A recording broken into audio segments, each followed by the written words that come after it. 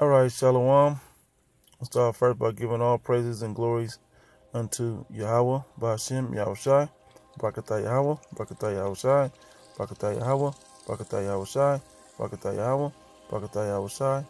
Call halal Yahweh, Ba'ashem, Yahushai. Double honors to the apostles and elders at Great Millstone who rule well. Greetings, salutations, and blessings unto the elect that will receive salvation. Shalom unto you. Is the brother Shaquat from GMS Sin City, Las Vegas. Got another video here, breaking news or a current event for the Donald Trump speech that took place at the Values Voter Summit in D.C. Right, he says, we're saying Christmas again. Trump pledges to protect America's religious heritage. Basically, in the video, what he was saying is he's tired of everything being so PC about America's beliefs, because America believes in Christmas and all of these things, from a religious standpoint. Well, Christmas is not even religious, and that's another vice of this devil trying to push his religion. So when you're against his religion, now you have to be ostracized or condemned for your beliefs outside of it. Now he didn't say that there would be that he would condemn people outside of that didn't believe that, but I mean we can see that that's coming, because we are anti or opposed to American beliefs. Here at the Bible is anti to American beliefs. We don't believe in the same things that this place of America believes in. So there are always going to be some friction between us. So anyway, I'm gonna read something I looked up. I'm not gonna play the video. You can go ahead. You know what this man is about. You see what he does. You see how he gets down.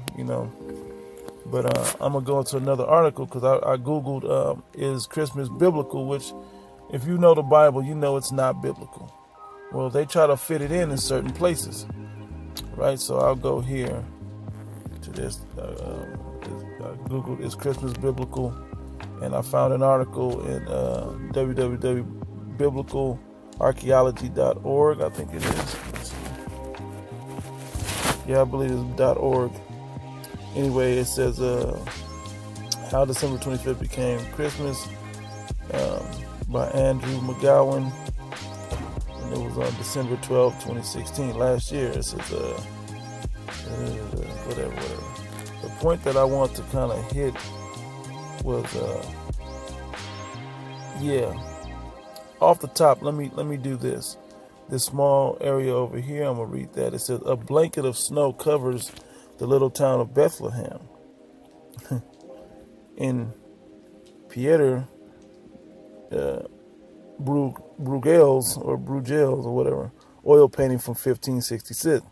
It says, although Jesus' birth is celebrated every year on December 25th, Luke and the other gospel writers have offered no hint about the specific time of year he was born. And this is pretty much what I'm about to go into. I'm going to read a little bit more of this article real quick, and then I'll get into the scriptures. Yeah, they got the one in Luke. Anyway, it says, on December 25th, Christians around the world will go gather to celebrate Jesus' birthday. And the real name of who you ignorantly call Jesus Christ, his real name in the ancient Hebrew is Yahushai. In the Paleo Hebrew is Yahushai. It says joyful carols, special liturgies, anyway, different writings, whatever. It says brightly wrapped gifts, festive foods. These all characterize the feast today, at least in the northern hemisphere. Now, just so you have this information, basically, this is a festival of Yule, is what it is. A pagan worship holiday as they call it. Also, this goes back to Nimrod and where they use Mary, Semiramis and Tammuz. You know, this goes back into that. You can go into those studies or click or Google them or look them up on YouTube. And it'll come up. Brothers go into this routinely. It's all over YouTube. So anyway, it says but how did the Christmas festival originate? How did December 25th come to be associated with Jesus' birthday? So I'm gonna stop there. I'm not gonna read the whole article. I'm gonna just hit a couple of scriptures and prove what it is, and prove that what's biblical and what's not, right? So I'm gonna start in the book of Matthew, chapter 2.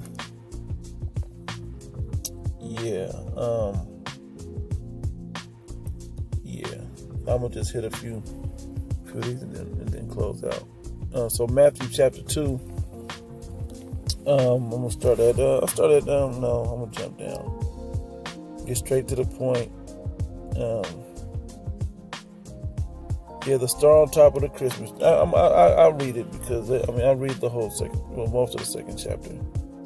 It says, Matthew 2:1. It says, now when Yahushua, his name's not Jesus, but was born in Bethlehem. Jesus is a Greek word meaning Savior, but he was not a Greek. He was in Hebrew, right? It said, now when Yahushua was born in Bethlehem of Judea, in the days of Herod the king, behold, there came wise men from the east to Jerusalem, saying, where is he that is born King of the Jews? For we have seen the star in the east and are come to worship him. Right? It says, when Herod the king had heard these things, he was troubled, and all Jerusalem with him. It says, and when he had gathered all the chief priests and scribes of the people together, he demanded of them where the Christ or the anointed should be born. And they said unto him, in Bethlehem of Judea, for thus it is written by the prophet, and thou, I believe that's in the book of Isaiah, Micah. It says, and thou, Bethlehem, in the land of Judah, are not the least among the princes of Judah, for out of thee shall come a governor that shall rule my people Israel. So he's worried about that. But anyway, I'm going to jump down to the Christmas part. So that's what's building up. It was a big deal when the Lord was coming to the earth. Right? So I'm going to jump down to, because, just like in Egypt, there was trying to kill the babies, male children born of Israelite male children, just like with Moses. It's a similar situation. Herod wanted to do that, and that's when they hit off in Egypt. But the point here is verse 9. It says, and when they had heard the king, they departed, and lo, the star which they saw in the east went before them till it came and stood over where the young child was. This is when the wise men come visit the Lord, when he was an infant. It says, when they saw the star, they rejoiced with exceeding great joy. So the star led them near, and the star, I won't go into that. Anyway, it says, and when they were come into the house, they saw the young child with Mary his mother, and fell down and worshipped him. And when they had opened their treasures, they presented unto him gifts, gold and frankincense and myrrh. And it said, and being warned of God in a dream that they should not return to Herod, they departed into their own country another way. So they were warned through a dream not to tell Herod where he was at, because Herod was trying to seek out where he was. So when those men came, they were really coming to spy out where Yahushua was to kill him, but instead they worshipped him and praised him, and then they went back to where they were from another way. And this builds up the whole Christmas tale biblically. So where's the whole Christmas idea at? Well, it was in that 11th verse when they said, they opened their treasures and presented gifts and gold, frankincense and myrrh. Well, that was acknowledging of the Lord being on earth. Like Let me go to it. Bear with me one moment. I believe it's in the book of Isaiah that I want.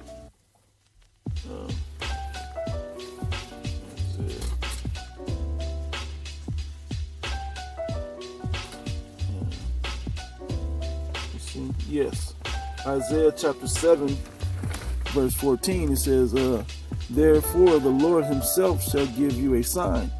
Behold, a virgin shall conceive and bear a son, and shall call his name Emmanuel. Yep. Part of that sign was that star in the sky that the wise men followed. Not the star on the tree. That's what they used to try to represent that. But it's the star in the sky. Right? Then the tree had nothing to do with this whole thing. Where is they talking about a tree as far as the birth of the Lord? In wintertime, in December. There was no December back then. Right? But dead in the middle of winter is when they celebrate this so-called holiday. You know? But that goes back to the pagans. Yule log and all of that. You can go into that. So the next part that you have to understand is they were just offering that the Lord was on the earth. And that whole thing with Emmanuel, that means God with us, meaning they acknowledged with those gifts that God was with us. Because that's what the word Emmanuel means. You know,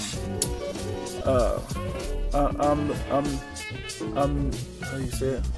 I'm Noah Allah, something like that. I believe that's how you say it in the Hebrew. But yeah, meaning God with us, or Emmanuel, meaning the presence of the Lord is on the earth through who? That child Yahweh Shai, who you call Jesus Christ. So they were acknowledging that, and they went another way.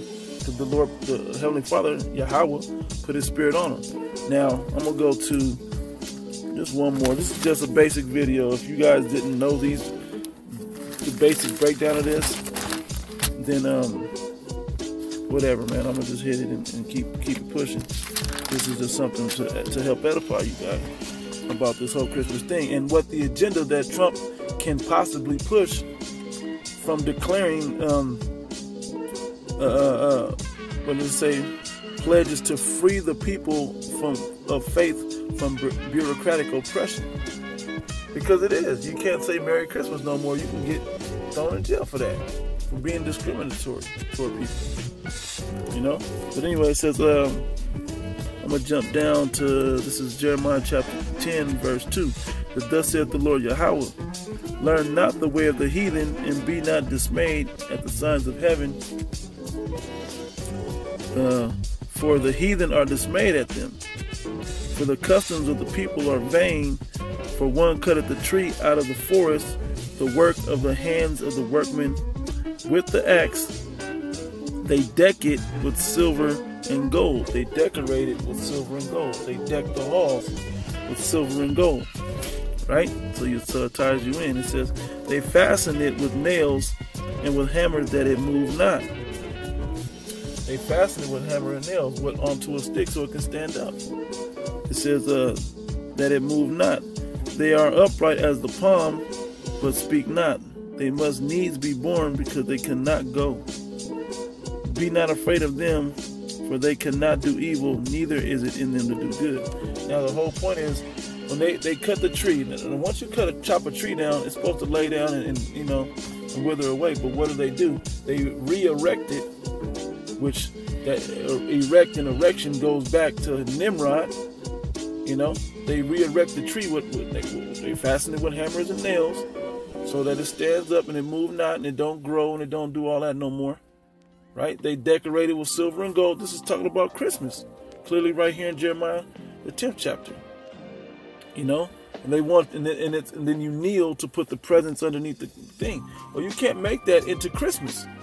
That doesn't fit with biblical. The Lord told you not to worship these animals, and these idols. Let me go, or these things. Let me go to this basic scripture that I'm gonna close out. Exodus 20. Yeah. Exodus chapter 20. Because when you kneel down to that tree and you worship Christmas, even though the Bible tells you clearly right there in Jeremiah not to. And then right here also tells you don't worship another God. In fact, I'm gonna hit two more scriptures.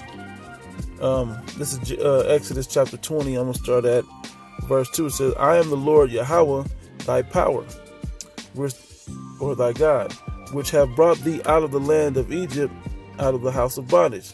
Thou shalt have no other gods before me. Thou shalt not make thee any graven image or any likeness of anything that is in heaven above, or that is in the earth beneath. A tree is on the earth beneath, or that is in the water under the earth, or even in the water, right? It says, thou shalt not bow down thyself to them, nor serve them. But what do people do? That's exactly what they do. They change everything. They get late on their bills just to buy Christmas gifts. They decorate their whole houses. They change the spirit of how they feel. You know, they become the most savage people on Black Friday, then they become the most kind people come December 23rd, 24th. Right? Once they got all their gifts wrapped and packaged and all of the bow and all of that on there. You know, which all this stuff has symbolism. The more you conform to these things, the more control it has over you. And the more that you're not serving the Most High God, the true Creator. He didn't give us these biblical holidays. He gave us high holy days. From the Pesach, or the Passover, to the Feast of Trumpets, to the Feast of Fruits, first fruits, the unleavened bread that went with the Passover, first fruits, to blowing of the trumpets, memorial of blowing of the trumpets, the Day of Atonement, which is a fast, not a feast. The trumpets of memorial, the day of what's that after that? Hanukkah, Purim. He gave us, and I'm sure I missed stuff, but they gave us the real Feast of Weeks. He gave us high holy days, and those have purpose. Once you begin to try to keep those to the best of your ability, you'll realize the purpose that they have in them. You know, not these pagan worship holidays. You know, 3 major holidays from Halloween to Thanksgiving to Christmas to New Year's, and then to complete the season, if you really want to go all the way with it, Valentine's Day, that completely drain your pocket. You know, that's not what this is for. Wintertime, you store up so you have over the deadly winter, you know, so you can spread it out over the winter, and then you get fresh when the spring comes back in. Well, I'm gonna hit talking about this article that I pulled up. It said no indication of when the Lord was born. Well, that's BS, because you go to the book of Luke.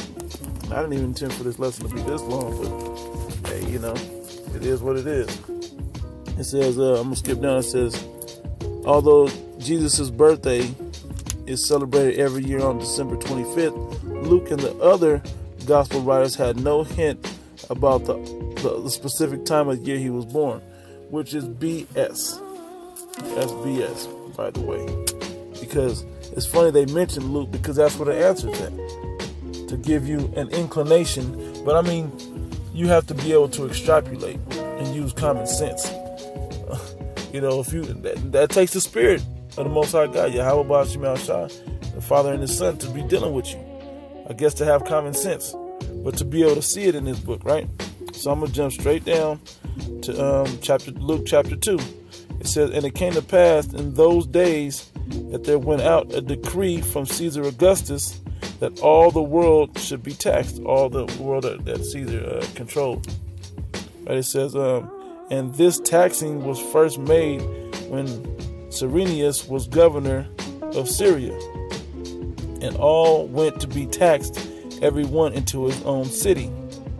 Now, if this is talking, well, I'm gonna keep reading so you can see the context. It says, and Joseph also went up from Galilee, out of the city of Nazareth, into Judea, unto the city of David, which is called Bethlehem, because he was of the house of the lineage of David, to be taxed with Mary, his espoused wife, being great with child. And so it was that while they were there, the days were accomplished that she should be delivered. So the Lord was being born at that same time, a tax season. Well, when is tax season? It's funny because tax season still holds today. It's in the spring, right? Beginning of spring. Well, why is that? Now, here's the extrapolation common sense part. Why is it in tax season? Because who's going to brave the winter, go out into the snow, like I said, blanketed snow, covers the little town of Bethlehem. Why would you walk out into a blizzard every year or however often that you get these taxes to go collect money? You might not make it back with all that money, right? But you know you'll make all your rounds if you leave in spring. That's only common sense. That's common sense. It says, and she brought forth her firstborn son and wrapped him in swaddling clothes and laid him in a manger because there was no room for them in the inn. In the manger. Meaning they'd say out there, the nativity scene out there in the barn. Or who would ever put a baby, a newborn baby, out in the blizzard, basically in a barn in the blizzard? That makes no sense. But because there's no room, if you get deeper into these things, you'll realize that they were up there in that time. And what's in that time? Passover, Pentecost, all of those are around that time. In that season. You start looking around, you start seeing that time of year has different high holy days that they have to come up into Bethlehem or Israel, depending on where you were at, to worship the city of David. Anyway, so that's basically showing that. So I just want to put that out there, the whole article about Trump, and to show you that Christmas is not biblical. For you that don't know, that Trump is going to use this to declare patriotism now. If you don't celebrate Christmas, you're not a patriot. So like, if you don't celebrate Christmas, you're not a patriot. You're not American. That means you're a homegrown terrorist, and so on and so forth. We see clearly the agenda that's being pushed. We can see how he's putting things in place that he can use against the men of the Lord. And we don't care about whatever happens to the rest of you guys, man. Everybody else that's not on board with this biblical, the true belief of the Hebrew Israelites in truth, believe in Yahweh, Shema Shai, and faith and in truth. We care about that, the elect. And other than that, we don't care about what you do or what happens to you. But we going to tell you that this man is going to roll on you. Whether it's him or somebody after him or somebody that he appoints or whatever, he's going to allow these people to roll on you and they're going to destroy you. And it's all sanctioned by the Heavenly Father because you're not in his wisdom. So with that, I'm going to close out. Once again, Donald Trump we're saying Christmas again. Trump pledges to protect America's religious heritage. President Donald Trump pledges to free the people of faith from bureaucratic oppression.